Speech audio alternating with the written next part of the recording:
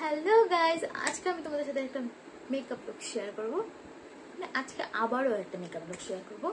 তো চলো আমি কি মেকআপ লুক করছি তো দেখো তোমরা। এখন ট্রেনিংয়ে চলছে অবশ্য। তো তো এটা আমার জুডিও থেকে নেওয়া একটা ওয়েট ওয়াইপস।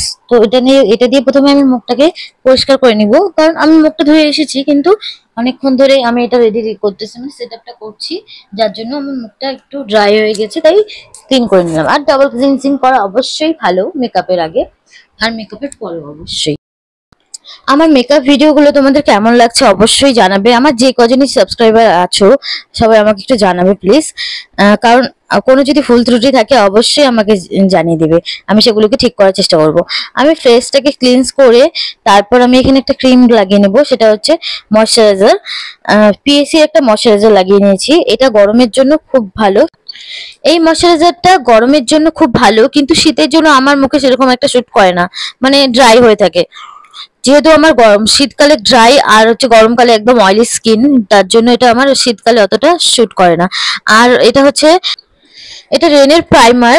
তো এটা তুমি ভারী মেকআপ করবে যখন অনেকক্ষণ তোমার থাকতে হবে মেকআপটা, তো এই প্রাইমারটা খুব ভালো সেক্ষেত্রে। কিন্তু তুমি যদি রেগুলার বেসে ইউজ করো তো হালকা কোনো এর থেকে কোনো হালকা প্রাইমারি ইউজ করা উচিত, মানে আমার এটা এক্সপিরিয়েন্স থেকে বলছি। কারণ এটা মানে পোরটাকে তোমার ক্লগ করতে পারে গরমেও। তারপর আমি এখানে আইব্রোটা প্রথমে সেট করে নেবো, কারণ আজকে আমি আই মেকআপটা আগে করব। প্রথমে আমি আইব্রোটাকে সেট করে নেব। তোমরা দেখো আইব্রোটা সেট করার পর মনে হয় পারফেক্ট লুক। আর এটা হচ্ছে আমি কনসিলার, মানে আমার থেকে ডার্ক শেডের একটা কনসিলার লাগিয়ে নিচ্ছি আইব্রোটাকে সেট করার জন্য।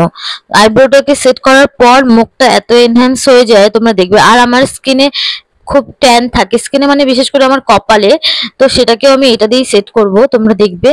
আমি মেকআপ করতে বসে প্রায় আমার হাতের কাছে অনেক জিনিস খুঁজে পাই না, সেটা হলো আমার ছোট্ট একটা মেকআপ ব্লেন্ডার আছে, সেটা খুঁজে পাচ্ছিলাম না, যার জন্য কনসিলারটা আমি হাত দিয়ে ব্লেন্ড করে নিচ্ছি। অবশ্য খারাপ হয়নি, ভালোই হয়েছে।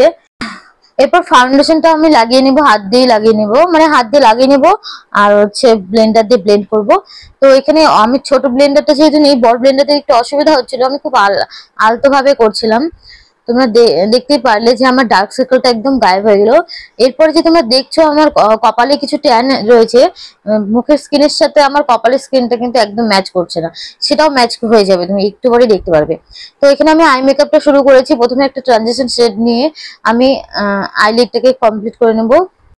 আমার আই মেকআপ করতে প্রচন্ড ল্যাড লাগে, এই জন্য আমি ইজি ইজি আই মেকআপ গুলোকেই করি, যেটা তাড়াতাড়ি কমপ্লিট হয়ে যাবে। তো এরকম তোমাদের কাদের কাদের হয় আমাকে জানাবে প্লিজ। তারপর আমি একটা শিমার শেড নিয়ে আমি আই লুকটাকে কমপ্লিট করলাম। এখন দেখবে আমার কপালের যে কালারটা সেটা কিভাবে মুখের কালারের সঙ্গে ম্যাচ হয়ে যাবে। তো আমার পিগমেন্টেশন আমার মাউথ এরিয়াতেও আছে, আমার নাকের কাছেও আছে, আর বিশেষ করে কপালে আছে। তো সেটা কিভাবে চেঞ্জ হয়ে যায় তোমরা দেখো। তোমরা চাইলে ডার্ক শেডটাও ইউজ করতে পারো কনসিলারের, নয়তো বা কালার কারেক্টরও ইউজ করতে পারো। আমার কাছে কালার কারেক্টর আছে, বাট আমার কাছে এটা বেশি সুবিধা হয়, তুমি দেখতে পাচ্ছো। এরপরে আমি যে কোনো লাইট শেডের ফাউন্ডেশনও আমার শুট হয়ে যাবে। তো তারপর আমি এখানে আই আই আন্ডার আইটাকেও কভার করে নিলাম এই শেডটা, এই ডার্ক শেডটা দিয়েই, মানে আমার একটু হালকা ডার্ক সার্কেল আছে। তারপর এখানে দেখো আমার ফাউন্ডেশনটা আমার স্কিনের থেকে একটু লাইট আছে, সেটাও একদম ঠিক হয়ে যাবে স্কিনের সাথে। হয়তো রিং লাইটের জন্য একটু বেশি সাদা সাদা লাগবে, কিন্তু সামনাসামনি অতটা সাদা সাদা মুখের সাথে মিশিয়ে যাবে। তারপর আমি এটাকে ভালো করে ব্লেন্ড করে নেব। বেসের উপর ডিপেন্ড করে তোমাদের মেকআপ কতক্ষণ থাকবে মুখে। তো এখানে ব্লেন্ড করাটাও সব থেকে ইম্পর্টেন্ট একটা কাজ। ব্লেন্ড করতে তুমি যতটা সময় দিবে ততটা তোমার মেকআপ থাকবে আর ততটাই স্মুথ লাগবে। তারপর এখানে আমি একটা হালকা শেডের কনসিলার আমি আমার আন্ডার আইয়ে দিয়ে দিব, আর হাই পয়েন্ট গুলোতে দিয়ে দিব। আর আমি আমার ফোরহেড এরিয়াতে যতটা পারি কম ফাউন্ডেশন হোক বা যে কোনো কনসিলার হোক কম করে ইউজ করি, শুধু ডার্ক কনসিলারটাই বেশি করে ইউজ করি, কারণ আমার কপালেই সব থেকে বেশি ঘামে। আমার ফুল ফেসে মানে শুকনা থাকবে, অথচ আমার কপালটা ঘেমে বসে থাকবে, তো ওখানে আমি একদম মানে ছিনিমিনি খেলি না, তো হালকা হালকা করে সবকিছু লাগাই। এমন না যে বেশি লাগালে পরে এটা ইয়ে হয়ে যাবে। তো এখানে আমি লুজ পাউডার লাগিয়ে নিচ্ছি। তোমাদের যাদের অয়েলি স্কিন তারা অবশ্যই লুজ পাউডারটা কিনবে, মানে কম্প্যাক্টের থেকে লুজ পাউডারটা এই গরমে প্রচন্ড কাজে দেয় আর ঘামেও কম।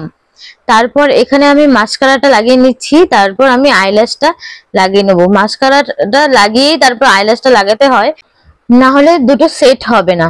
তারপর আমি কাজল লাগিয়ে নিবো। কাজলটাও আমি এখানে একটু মানে আইলাইনার থেকে একটু ডিপ রাখবো, আর হচ্ছে সেটাকে আমি একটা ব্রাশ দিয়ে ব্লেন্ড করে নেব।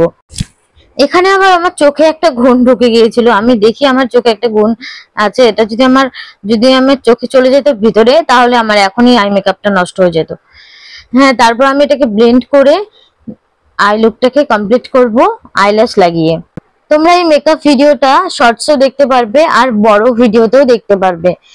তো তোমরা যারা যারা আমার চ্যানেলে আছো অবশ্যই ভিডিওটাকে দেখবে। এই ভিডিওটাতে আমি একটা বিগ মিস্টেক করে ফেলছি। তো এখানে আমি আইল্যাশ লাগিয়ে ব্লাশ কন্ট্রোল সবকিছু করে আমি আমার লিপস্টিকের ভিডিওটা যে করব সেটা অন করতে ভুলে গেছি, আর সেই মাঝে আমি লিপস্টিক দিয়ে ফেলছি। তো সো সরি। তো আমি এই মেকআপটা এখানে কমপ্লিট হয়ে গেছে। তো তোমার ফুল লুকটা দেখো এখানে, আর কেমন লাগলো অবশ্যই কমেন্টে জানাবে।